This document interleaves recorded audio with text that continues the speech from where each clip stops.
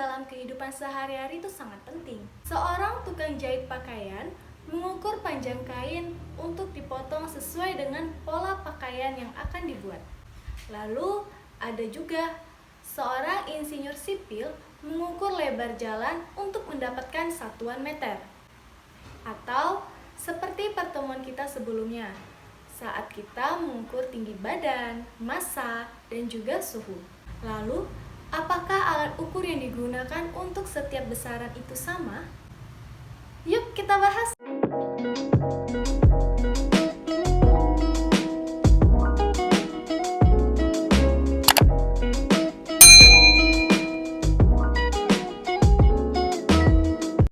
Assalamualaikum. Halo anak-anak ibu sekalian. Kali ini kita akan melanjutkan materi fisika kita terkait pengukuran. Pada pertemuan sebelumnya kita sudah membahas tentang besaran dan satuan di dalam fisika. Hari ini tujuan pembelajaran kita ada dua, yaitu menyebutkan alat ukur panjang, massa, dan waktu. Yang kedua, menerapkan cara mengukur besaran panjang, massa, dan waktu. Pertama, kita harus tahu dulu apa itu pengukuran. Pengukuran adalah kegiatan membandingkan antara suatu besaran dengan suatu satuan. Misalnya, kamu mengukur panjang meja menggunakan jengkal. Lalu, kamu mendapatkan hasil panjang meja tersebut adalah 5 jengkal. Nah, kegiatan yang kamu lakukan tersebut adalah membandingkan antara besaran panjang dengan satuan jengkal. Contoh lain, ketika kita mengukur panjang meja menggunakan penggaris. Lalu, kita mendapatkan hasil misalnya 100 cm. Panjang merupakan besaran, 100 merupakan hasil pengukuran, dan cm merupakan satuannya. Dalam mengukur besaran panjang, terdapat banyak sekali jenis alat ukur yang digunakan untuk mengukur besaran panjang. Dan masing-masing alat ukur tersebut memiliki perbedaan dalam tingkat ketelitian. Semakin kecil nilai ketelitian suatu alat ukur, maka semakin tinggi tingkat akurasinya. Berikut ini kita akan membahas beberapa alat ukur besaran panjang, yaitu pertama, mistar atau penggaris. Penggaris atau mistar itu terbuat dari berbagai ukuran sesuai dengan jenis keperluannya. Misalnya ada penggaris kayu, penggaris logam, penggaris plastik, dan juga ada penggaris gulung atau biasa kita kenal dengan roll meter. Nah, penggaris itu memiliki skala terkecil yaitu 1 mm, hingga ketelitian suatu penggaris itu setengah dari nilai skala terkecilnya, yaitu setengah dari 1 mm sama dengan 0,5 mm. Untuk cara membaca penggaris seperti biasa ya, tentu kalian juga sering menggunakan mistar atau penggaris, yaitu posisi mata kita harus tegak lurus. Yang kedua ada jangka sorong. Jangka sorong digunakan untuk mengukur panjang, tebal, kemudian ada diameter luar dan dalam tabung, serta untuk mengukur kedalaman suatu benda. Jangka sorong ini memiliki nilai skala terkecilnya yaitu 0,1 mm atau 0,01 cm, sehingga nilai ketelitiannya adalah 0,05 mm. Artinya, dibandingkan dengan mistar atau penggaris, jangka sorong ini lebih teliti dibandingkan mistar atau penggaris. Nah, untuk mengenal bagian-bagian dari jangka sorong, di sini akan Ibu tampilkan bagian lebih spesifiknya. Jadi bisa sama-sama kita perhatikan, ada rahang tetap atas dan rahang tetap bawah. Rahang tetap ini tidak bisa digeser-geser ya, berbeda dengan rahang sorong atas dan rahang sorong bawah. Pada saat kita akan mengukur benda, kita meletakkan benda bisa di rahang atas atau bisa juga di rahang bawah, tergantung dengan apa yang mau kita ukur. Nah, jadi fungsinya rahang sorong atas maupun bawah ini itu untuk menyesuaikan benda yang akan diukur. Bisa kita geser ke kiri ataupun ke kanan. Nah, agar posisi benda tetap pada saat diukur. Kemudian bedanya rahang atas dengan bawah, yaitu kalau rahang bagian atas itu digunakan untuk mengukur diameter dalam tabung atau diameter dalam benda. Nah, sedangkan rahang bagian bawah itu bisa kita gunakan untuk mengukur diameter luar tabung maupun atau diameter luar benda.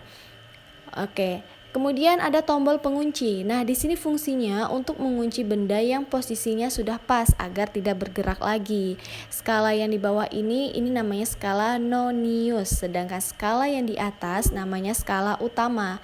Paling ujung ini namanya tangkai ukur kedalaman. Nah, ini bisa disesuaikan panjangnya ya, tergantung kedalaman apa, benda apa yang mau diukur. Cara membaca jangka sorong. Biasanya di dalam soal-soal fisika, jangka sorong akan disajikan gambar seperti berikut ini. Dari gambar alat sebelumnya, kemudian disederhanakan hanya ada skala utama dan skala Nonius saja. Hasil pengukuran atau cara membacanya dapat kita rumuskan sebagai berikut, yaitu hasil pengukuran sama dengan skala utama ditambah nilai skala terkecil dikali skala Nonius. Bagaimana cara menentukan skala utama? Nah, caranya yaitu kita melihat angka 0 di skala Nonius atau skala yang di bawah yang menunjukkan ke angka berapa di skala utama. Membaca skala utama ini sama dengan membaca skala pada penggaris atau mistar ya. Jadi, dia menunjukkan skala utamanya adalah 3,7 cm.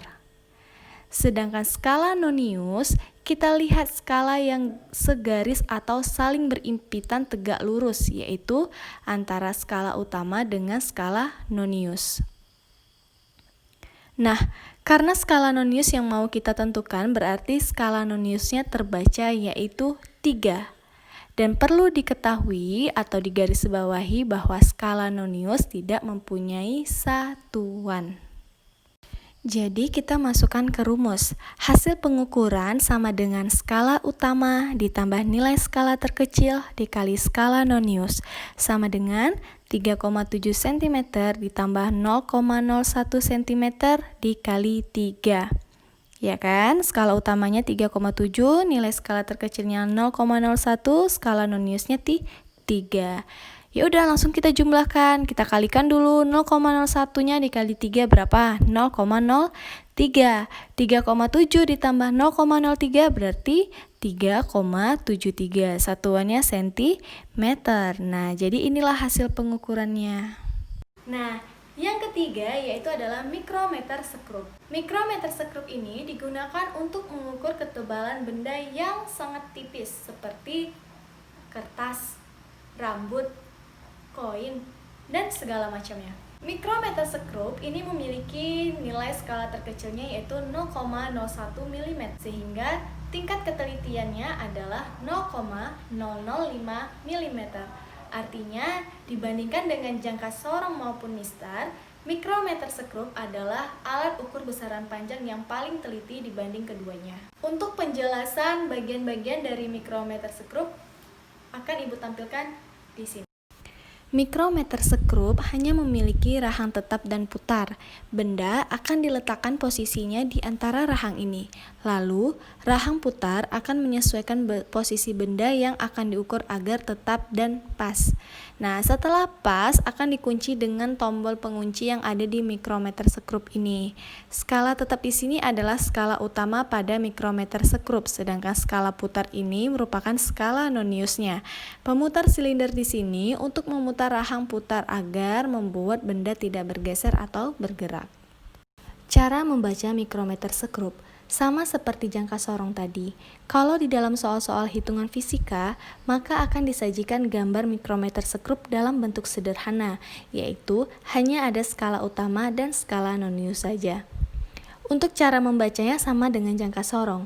Untuk membaca skala utama, maka kita lihat angka di skala utama yang paling dekat dengan skala Nonius. Di sini terbaca 4, tapi kalau ada ekor atau garis di bawah skala utama, ini dinilai setengah ya. Artinya skala utama menjadi 4,5. Nah, satuan pada mikrometer sekrup ini milimeter ya. Kalau jangka sorong kan sentimeter. Kalau mikrometer sekrup maka kita gunakan milimeter. Nah, untuk skala Noniusnya, maka kita lihat skala Nonius yang segaris atau berimpitan dengan skala utama. Di sini langsung terbaca adalah 30. Jadi, hasil pengukurannya sama dengan skala utama ditambah nilai skala terkecil dikali skala nonius. Skala utamanya tadi 4 mm, ditambah nilai skala terkecil mikrometer square berapa? 0,01 mm. Skala nonius yang terbaca berapa? 30. Jadi hasilnya sama dengan 0,01 kali 30 berapa? 0,3. Jadi 4 ditambah 0,3 berarti 4,3 atau 4,30 mm. Nah, itu dia 3 alat ukur besaran panjang yang sudah kita ketahui. Selanjutnya, kita akan membahas alat ukur massa. Anak-anak ibu sekalian, pasti tidak lupa dengan satuan standar massa, yaitu kilogram. Untuk mengukur massa, digunakan alat ukur yang bernama neraca atau timbangan. Ada 3 jenis neraca yang biasanya kita gunakan dalam kehidupan sehari-hari. Yang pertama ada neraca pasar, kemudian ada elektronik, dan yang ketiga ada neraca lengan atau neraca Ohlhaus. Pertama, kita akan bahas dulu tentang neraca pasar. Neraca pasar ini biasanya digunakan untuk menimbang kebutuhan pokok seperti beras, gula, minyak, dan segala macamnya. Nah, yang kedua adalah neraca elektronik. Untuk neraca elektronik ini sangat praktis saat kita gunakan, karena pada saat kita mengukur atau menimbang massa, maka hasil pengukurannya akan langsung terbaca di layarnya. Nah, kemudian ada neraca Ohlhaus atau neraca lengan.